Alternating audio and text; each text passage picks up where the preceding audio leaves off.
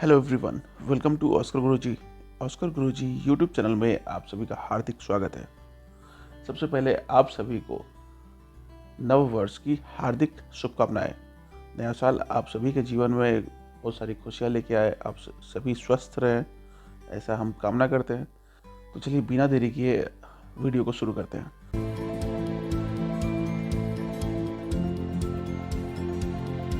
तो बिहार विद्यालय परीक्षा समिति ने जो है कॉमर्स के लिए अपना शेड्यूल जो है वो निकाल दिया है, नोटिफिकेशन। कब क्या है, कौन से कैंडिडेट इसमें योग्यता रखते हैं, कब तक फॉर्म भरना है, क्या एलिजिबिलिटी है, क्या कुछ है, उस पर हम एक नज़र डालते हैं। तो वीडियो के अंत तक बने रहिए ताकि आपको पता चल सके। तो चलिए शुरू करते हैं। देखते हैं जो कॉमर्स सब्जेक्ट के लिए STT 2022 होना था, उसका शेड्यूल जो है वो आ चुका है। तो निदेशक माध्यमिक शिक्षा विभाग बिहार पटना के पत्रांक संख्या 09/STT 2021 743 दिनांक 16/12/2022 के द्वारा प्राप्त निर्देश के आलोक में उच्च माध्यमिक विद्यालयों के लिए पेपर 2 के तहत वाणिज्य संकाय के विषयों की माध्यमिक शिक्षक पात्रता परीक्षा STET 2022 आयोजित किया जाना है, जिसका विस्तृत विवरण निम्नलिखित है। देखते हैं। पात्रता परीक्षा के प्रश्न बहुविकल्पीय होंगे, मल्टीपल चॉइस क्वेश्चन होंगे, MCQ आएंगे इसके अंदर। प्रत्येक प्रश्न जो है वो 1 नंबर का होगा, इसमें निगेटिव मार्किंग नहीं होगी, जैसा कि पिछले STET में हुआ था। आगे क्या है देखते हैं। परीक्षा के विषय पेपर 2 उच्च माध्यमिक के तहत वाणिज्य संकाय के विषय का विवरण निम्नलिखित है, जिसके अंदर जो है बिजनेस स्टडीज से आएंगे, अकाउंटेंसी से क्वेश्चंस रहेंगे, एंटरप्रेन्योरशिप से क्वेश्चंस रहेंगे। आगे देखिए। पेपर 2 उच्च माध्यमिक के तहत आने वाले वाणिज्य संकाय के विषयों के लिए राज्य के विश्वविद्यालयों में लागू स्नातक स्तरीय पाठ्यक्रम, ग्रेजुएशन लेवल का जो है पाठ्यक्रम होगा। प्रश्न पत्र पैटर्न माध्यमिक शिक्षक पात्रता परीक्षा में पूछे जाने वाले प्रश्नों में 100 अंक निर्दिष्ट विषय वस्तु से होंगे और 50 अंक जो है शिक्षण कला अन्य दक्षताओं पर आधारित होंगे। तो 100 और 50 कुल 150 प्रश्न होंगे, 150 अंक की। और जानते हैं कि कौन कौन से लोग जो है इसमें अर्हता रखते हैं, योग्यता रखते हैं। तो आवेदक जो है वो भारत का नागरिक हो तथा बिहार राज्य का निवासी हो। दूसरा है बिहार नगर निकाय जिला परिषद माध्यमिक उच्च माध्यमिक विद्यालय सेवा नियुक्ति प्रोन्नति स्थानांतरण अनुशासनिक कार्रवाई एवं सेवा शर्त नियमावली 2020 द्वारा निर्धारित योग्यता अर्हताधारी अभ्यर्थी उच्च माध्यमिक शिक्षक के पद हेतु माध्यमिक शिक्षक पात्रता परीक्षा के परीक्षार्थी हो सकते हैं। तीसरा है पेपर 2 के तहत वाणिज्य संकाय के अंतर्गत आने वाले विषयों में मान्यता प्राप्त विश्वविद्यालयों से 50% अंकों सहित स्नातकोत्तर की डिग्री, अनुसूचित जाति अनुसूचित जनजाति अत्यंत पिछड़ा वर्ग दिव्यांग एवं महिला को न्यूनतम निर्धारित अंक में 5% की छूट दी जाएगी। तो इन कैंडिडेट्स को जो है 5% की छूट दी जाएगी। माध्यमिक शिक्षक पात्रता परीक्षा 2022 में सम्मिलित होने के लिए अभ्यर्थियों को आवेदन की तिथि तक प्रशैक्षणिक मतलब कि B.Ed की योग्यता धारित करना अनिवार्य होगा। उसके बाद देखिए उम्र सीमा एवं छूट। उम्र सीमा कितना है और छूट किन किन को है। तो इसके अंदर जो है माध्यमिक शिक्षक पात्रता परीक्षा 2022 में सम्मिलित होने हेतु दिनांक 1 जून 2022 को अभ्यर्थियों की न्यूनतम आयु सीमा 21 वर्ष की होगी। न्यूनतम जो है 21 साल के होने चाहिए। सभी कोटि के प्रशिक्षित अभ्यर्थियों को अधिकतम आयु सीमा में 10 वर्ष की छूट दी जाएगी। तो सभी कोटि के जो प्रशिक्षित अभ्यर्थी होंगे उनको जो है आयु सीमा में 10 साल की छूट दी जाएगी। उसके बाद देखिए सामान्य प्रशासन विभाग बिहार सरकार के संकल्प संख्या 294 दिनांक 7/11/2016 द्वारा किए गए प्रावधानुसार कोटिवार उम्मीदवारों की अधिकतम उम्र सीमा निम्नवत होगी। तो अनारक्षित पुरुष जो हैं इनकी उम्र सीमा जो है अधिकतम 37 साल होनी चाहिए। अनारक्षित महिला जो हैं इनकी उम्र सीमा 40 साल। पिछड़ा वर्ग पुरुष एवं महिला अधिकतम उम्र सीमा जो है 40 साल। अति पिछड़ा वर्ग पुरुष महिला की भी 40 साल। अनुसूचित जाति पुरुष महिला के लिए 42 साल और अनुसूचित जनजाति पुरुष महिला के लिए 42 साल। ये उम्र सीमा एवं छूट मैंने बताया। उसके बाद देखिए, सामान्य प्रशासन विभाग के संकल्प संख्या 962 दिनांक 22 जनवरी 2021 में किए गए प्रावधानुसार दिव्यांग अभ्यर्थियों को अधिकतम उम्र सीमा में 10 साल की छूट दी जाएगी। उसके बाद सामान्य प्रशासन विभाग के परिपत्र संख्या दिनांक 2 अप्रैल 2013 में किए गए प्रावधानानुसार भूतपूर्व सैनिक अभ्यर्थियों को अधिकतम उम्र सीमा में 3 वर्ष तथा प्रतिरक्षा सेवा में बिताई गई सेवा अवधि की योग्य की समतुल्य रियायत दी जाएगी, बशर्ते कि उनका वास्तविक उम्र आवेदन के समय 57 वर्ष से अधिक नहीं होना चाहिए। अब देखिए उत्तीर्णांक। तो सामान्य प्रशासन विभाग के संकल्प संख्या 2374 दिनांक 16 जुलाई 2007 के आलोक में माध्यमिक शिक्षक पात्रता परीक्षा 2022 का उत्तीर्णांक जो है निम्नवत होगा। तो जनरल कोटि के लिए जो है सामान्य वर्ग के लिए 50% अंक, पिछड़ा वर्ग के लिए 45% अंक, अत्यंत पिछड़ा के लिए 42.5% अंक, अनुसूचित जाति अनुसूचित जनजाति के लिए 40% अंक, दिव्यांगों के लिए 40% अंक, महिलाओं के लिए 40% अंक। अब देखिए प्रमाण पत्र सर्टिफिकेट जो है, तो माध्यमिक शिक्षक पात्रता परीक्षा 2022 में पेपर 2 में उत्तीर्ण सभी अभ्यर्थियों को उत्तीर्णता प्रमाण पत्र निर्गत किया जाएगा। इसमें जो भी कैंडिडेट क्वालिफाई करेंगे उनको जो है उत्तीर्णता प्रमाण पत्र सर्टिफिकेट दिया जाएगा। हाँ में देखिए, विभागीय आदेश क्रमांक ज्ञापांक दिनांक 22 जून 2021 के आलोक में माध्यमिक शिक्षक पात्रता परीक्षा 2022 के उत्तीर्णता प्रमाण पत्र वैधता जीवन पर्यंत लाइफ टाइम होगी। मतलब जो सर्टिफिकेट होगा इसकी वैलिडिटी जो होगी वो लाइफ टाइम होगी। उसके बाद जो है नॉर्मलाइजेशन, तो इस एग्जामिनेशन में नॉर्मलाइजेशन भी लागू होगा।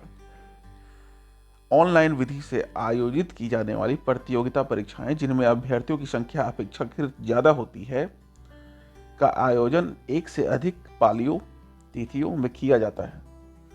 ऐसी परीक्षाओं में सामान्यतः अलग अलग पालियों में प्रश्न पत्रों के अलग अलग कठिनाई स्तर होने के कारण इन परीक्षाओं का परीक्षाफल तैयार करने के पूर्व नॉर्मलाइजेशन की विधि अपनाई जाती है, ताकि किसी विशेष पाली के अभ्यर्थियों को कोई लाभ या हानि नहीं हो। इसलिए इस परीक्षा में भी नॉर्मलाइजेशन विधि अपनाकर परीक्षाफल प्रकाशित किया जाएगा।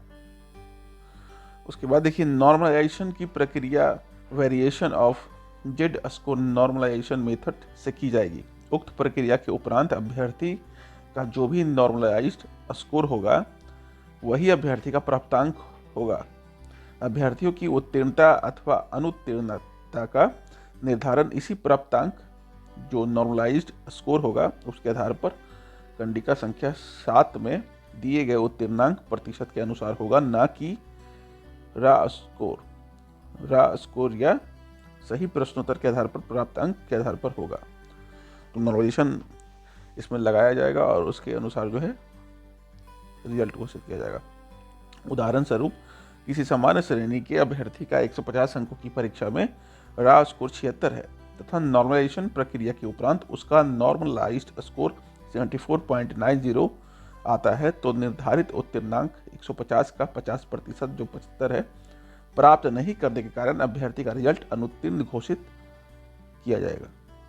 यद्यपि की परीक्षा में गलत उत्तर हेतु निगेटिव मार्किंग का प्रावधान नहीं है, किंतु नॉर्मलाइजेशन की प्रक्रिया में अपेक्षाकृत अधिक प्रश्नों को गलत उत्तर दिए जाने की स्थिति में नॉर्मलाइजेशन स्कोर में ऋणात्मक प्रभाव आ सकता है। मतलब कि अगर आप ज़्यादा क्वेश्चंस को जो है गलत करते हैं तो अगर नॉर्मलाइजेशन के अनुसार आपका रिजल्ट जो है वो निगेटिव में भी आ सकता है।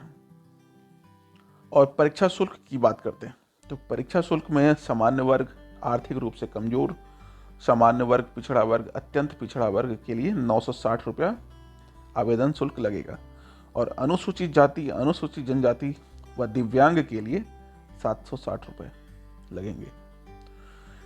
अब देखिए, प्रवेश परीक्षा की अवधि। ऑनलाइन विधि से आयोजित माध्यमिक शिक्षक पात्रता परीक्षा STET 2022 की अवधि 150 मिनट मतलब कि 2.5 घंटा की होगी। ऑनलाइन परीक्षा आवेदन पत्र भरने की तिथि उक्त परीक्षा में सम्मिलित होने हेतु केवल निर्धारित अर्हता रखने वाले अभ्यर्थियों से सिर्फ ऑनलाइन के माध्यम से ऑनलाइन परीक्षा आवेदन पत्र एवं परीक्षा शुल्क दिनांक 3 जनवरी 2023 से 17 जनवरी 2023 तक स्वीकार किए जाएंगे। मतलब कि 3 जनवरी से शुरू होगा और 17 जनवरी तक एक्सेप्ट किया जाएगा आवेदन जो है। अब देखिए, परीक्षा आवेदन पत्र भरने की विधि।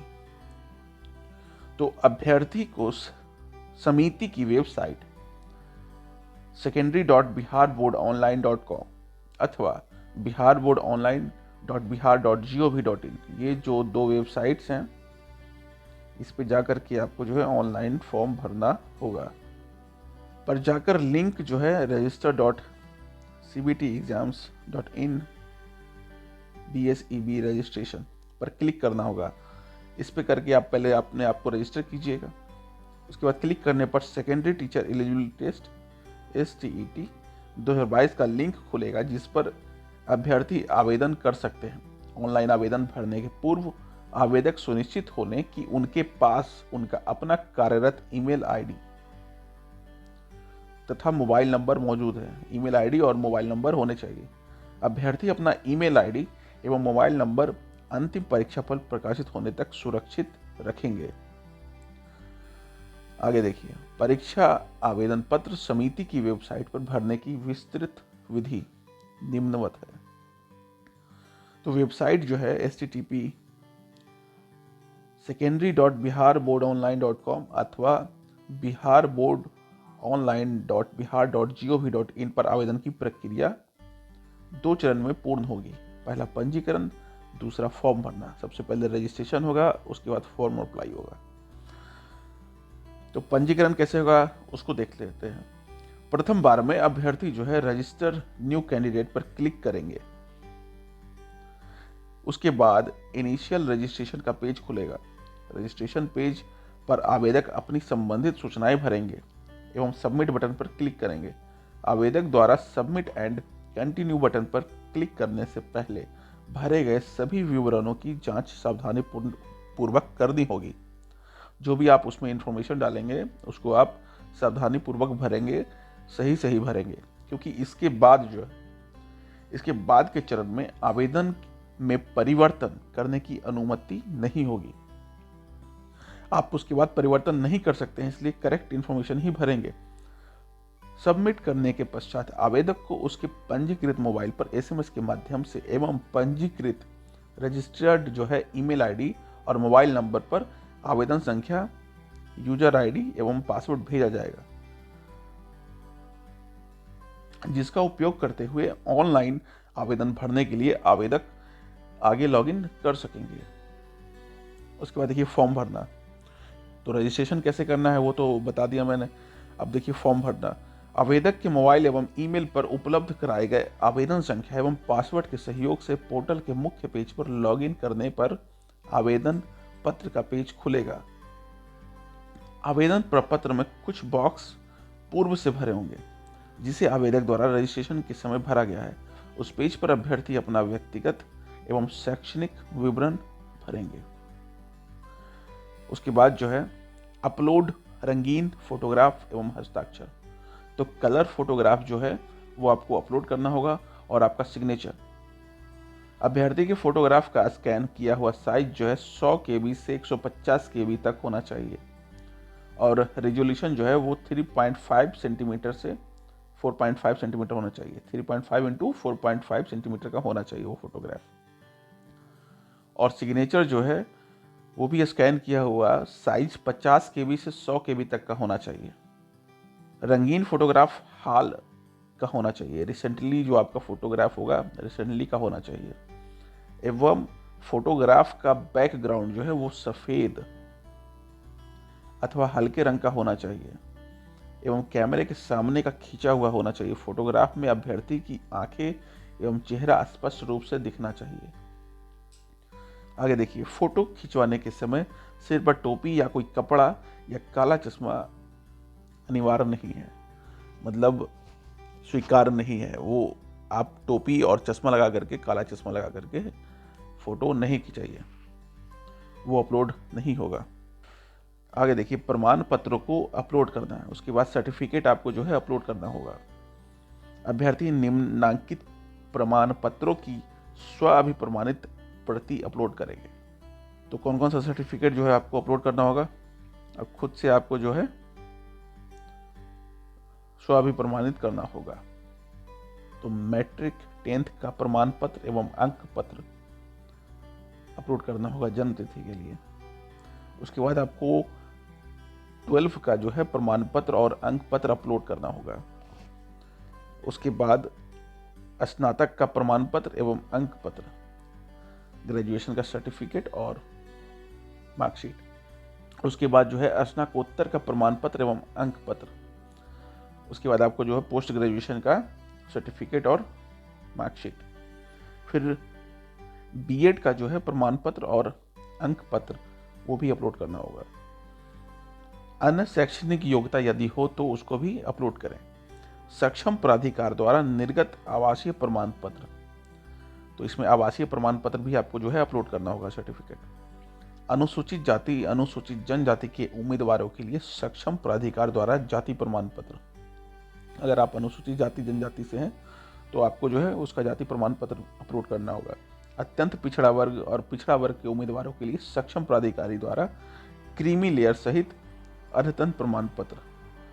नोट में देखिए क्या है, आरक्षण का दावा करने वाली विवाहित महिलाओं की जाति अद्यतन क्रीमी लेयर सहित प्रमाण पत्र उनके पिता के नाम एवं पता से निर्गत होना चाहिए, ना कि उनके पति के नाम से। ये भी देख लें, जो भी महिलाएं हैं, विवाहित महिलाएं, उनके लिए जो है आरक्षण का दावा करने वाली विवाहित महिलाओं की जाति अद्यतन क्रीमी लेयर रहित प्रमाण पत्र उनके पिता के नाम एवं पता से होना चाहिए, न कि पति के नाम से। उसके बाद देखिए, दिव्यांगता का दावा करने की स्थिति में विहित प्रपत्र में सक्षम प्राधिकार द्वारा निर्गत तत्संबंधी प्रमाण पत्र, जो दिव्यांग है उन अपना सर्टिफिकेट इसमें लगाएंगे। भूतपूर्व सैनिक के लिए अधिकतम आयु सीमा में छूट का लाभ लेने के लिए भूतपूर्व सैनिक होने का प्रमाण पत्र आपको लगाना होगा। फिर देखिए, अभ्यर्थी भुगतान करने के पूर्व व्यू बटन को क्लिक कर अपने द्वारा भरे गए ऑनलाइन परीक्षा आवेदन पत्र को पुनः जांच कर लें कि कहीं कोई त्रुटि तो नहीं फॉर्म में रह गई है। यदि ऑनलाइन भरे गए आवेदन पत्र में कोई त्रुटि हो तो एडिट बटन को क्लिक कर अपना वांछित विवरण सुधार करते हुए आवेदन को सुरक्षित करने के लिए सेव बटन पर क्लिक करें। उसके बाद मेक पेमेंट बटन पर क्लिक कर भुगतान करना सुनिश्चित करेंगे। उसके बाद जो है आप पेमेंट ऑनलाइन जो है पेमेंट करेंगे। फिर देखिए, परीक्षा शुल्क का भुगतान। परीक्षा शुल्क की राशि डेबिट कार्ड या क्रेडिट कार्ड या नेट बैंकिंग के माध्यम से भुगतान करने की अनुमति होगी। इसके अलावे अन्य कोई माध्यम से परीक्षा शुल्क का भुगतान स्वीकार नहीं होगा। आपको जो है ऑनलाइन डेबिट कार्ड या क्रेडिट कार्ड या फिर नेट बैंकिंग के माध्यम से आप इसका भुगतान कर सकते हैं। अभ्यर्थी की यूजर आईडी एवं पासवर्ड को अभ्यर्थी भविष्य के लिए सुरक्षित रख लेंगे एवं इसकी गोपनीयता बनाए रखेंगे। इस यूजर आईडी एवं पासवर्ड को समिति कार्यालय में कदापि ना भेजें। इसको अपने पास जो है सिक्योर करके रख लेंगे फ्यूचर के लिए। सभी अभ्यर्थियों को निर्देश दिया जाता है कि ऑनलाइन परीक्षा आवेदन पत्र एवं परीक्षा शुल्क जमा करने के बाद भरे गए परीक्षा आवेदन पत्र को पुनः एक बार ध्यानपूर्वक जांच कर लेंगे। यदि कोई त्रुटि हो तो अपने यूजर आईडी और पासवर्ड के माध्यम से ऑनलाइन परीक्षा आवेदन पत्र में त्रुटिपूर्ण विवरण को ऑनलाइन परीक्षा आवेदन पत्र भरने की अंतिम तिथि तक समिति की वेबसाइट जो है, फिर से एक बार वेबसाइट में बता रहा हूँ, secondary.biharboardonline.com या फिर biharboardonline.bihar.gov.in पर जाकर register.cbtexams.in/bseb/registration/ पर क्लिक कर निश्चित रूप से सुधार कर लेंगे। नोट में देखिए क्या है, ऑनलाइन के अलावे किसी भी अन्य माध्यम से आवेदन पत्र स्वीकार नहीं किया जाएगा। मतलब आप ऑफलाइन फॉर्म नहीं भर सकते हैं, ये सिर्फ ऑनलाइन ही भरा जाएगा। यह आवश्यक है कि ऑनलाइन परीक्षा आवेदन पत्र स्वयं के द्वारा भरा जाए। किसी आवेदक का अपूर्ण रूप से भरा हुआ या फिर दूसरे के द्वारा भराया गया अथवा एक से अधिक आवेदन पत्र प्राप्त होने पर आवेदन पत्र जो है वो अस्वीकृत रद्द कर दिया जाएगा। ऑनलाइन परीक्षा आवेदन पत्र में आवेदक द्वारा भरे गए विवरण अथवा उनके द्वारा अपलोड किए गए अभिलेख गलत पाए जाने पर उनके आवेदन पत्र को अस्वीकृत करते हुए उनका परीक्षा फल रद्द कर दिया जाएगा। कोई भी गलत इन्फॉर्मेशन नहीं भरेंगे, नहीं तो जो है आपको वहां पे आपका रद्द हो सकता है आपकी उम्मीदवारी। आगे देखिए, घोषणा पत्र एवं आवेदन पत्र पर हस्ताक्षर के लिए अंग्रेजी के बड़े अक्षरों कैपिटल लेटर का प्रयोग वर्जित है। आवेदक शुल्क जमा करने के पश्चात आवेदक अपने आवेदन फॉर्म की एक हार्ड कॉपी डाउनलोड करेंगे एवं सुरक्षित संधारित रखेंगे। एक हार्ड कॉपी आप अपने पास निकाल कर रखेंगे। भरे गए आवेदन में किसी प्रकार की जानकारी गलत पाए जाने पर उम्मीदवार की उम्मीदवारी निरस्त हो जाएगी। इस परीक्षा से संबंधित किसी भी प्रकार की सूचना के अधिकार अधिनियम 2005 के अंतर्गत परीक्षा फल प्रकाशन की तिथि से 30 दिनों तक ही प्राप्त किया जा सकेगा। इस परीक्षा से संबंधित जानकारी के लिए हेल्पलाइन नंबर जो है वो हेल्पलाइन नंबर भी दिया गया है। इस पर जो है आप संपर्क कर सकते हैं अथवा हेल्प डेस्क ईमेल आईडी जो है bscv.helpdesk@cbtexams.in पर भेजी जा सकती है। सभी अभ्यर्थियों को सलाह दी जाती है कि सभी तरह के अग्रेतर सूचनाओं के लिए जो इसकी वेबसाइट्स हैं उसका अवलोकन करते रहेंगे।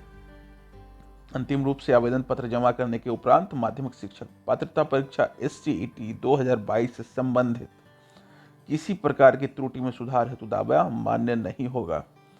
जब आप इसको फाइनल सबमिट कर देंगे उसके बाद किसी भी प्रकार की त्रुटि में सुधार हेतु जो है दावा मान्य नहीं होगा।